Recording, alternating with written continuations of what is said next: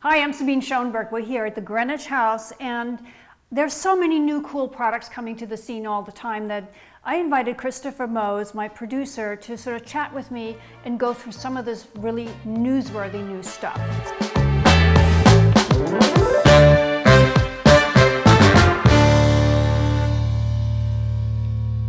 So the first item that we're bringing today is regarding some tips that the Federal Trade Commission recently brought out on smart tech.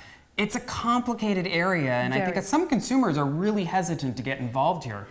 5 simple tips. If you're deciding, should I buy a certain product or not, these are 5 standards that, like a little checklist, you can quickly check out if this is for you or not. So compatibility with other devices was the first item on the list. We all already have devices. We are in the Apple family, in the Android family. We want to make sure all of this stuff works. Security and product updates is number 2. Very, very important. We want our stuff to be safe and secure.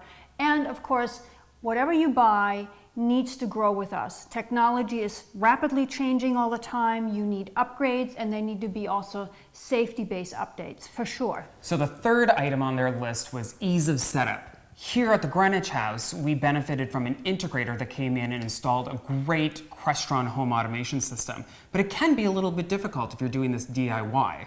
Well, I'm always a little nervous on this plug-and-play kind of stuff. I think that's a lot of it can go really fine, you know, like 1, 2, 3, 4 steps, no problem. But the minute you run into a problem, where do you then turn? So I do think it's a word to the wise, get somebody who's really tech savvy to help you sometimes, but don't make that the reason why you don't go toward it.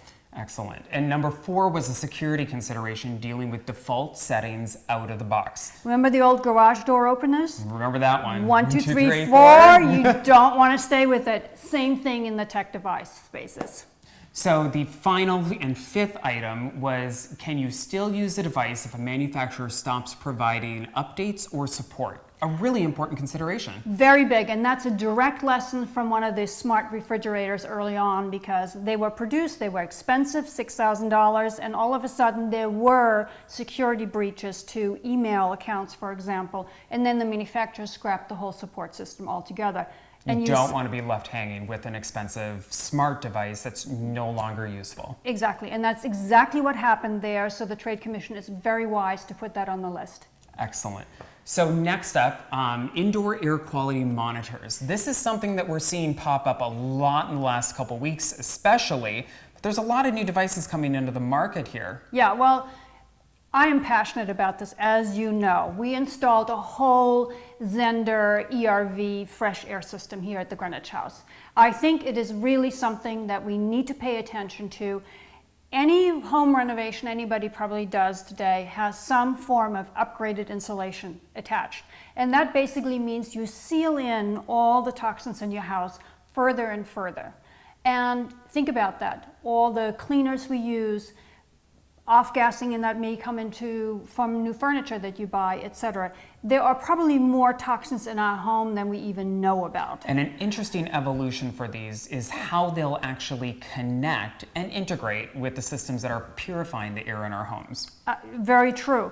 Now the cool news is that a lot of these devices do double duty. Exactly. So you can find something that is a smoke detector, carbon monoxide detector, and also functions as an all-around air monitoring system for you. So even moving into an apartment, get one of those devices and know what you actually are living in on a daily basis. Excellent. So finally, we have some information on insights looking into what the next move is for smart appliances. So we know that there's a lot of top brands that are jumping into that. We saw that Samsung refrigerator at CES this year. Yes. Miele, GE, LG, they're all jumping into this space. It's definitely in the air. Connected devices is the hot new term. Connected home is a hot new term. Connected car, everything is going to be connected. We're going to go in that direction. The question is, as a consumer today, are appliances at that level that you should be reaching for it? And people are surprised when they learn that I did not include smart appliances in this house. I do not think that they are at the level where they are really that reliable, and they are a little on the gimmicky side, yes. I agree that down the road we'll go that direction. I'm sure the conversation will change, but right now, I caution. Excellent. So thanks for watching. Be sure to subscribe to our YouTube channel and check out our recent project, The Greenwich House. You can find more information on what we talked about today at sabinesnewhouse.com.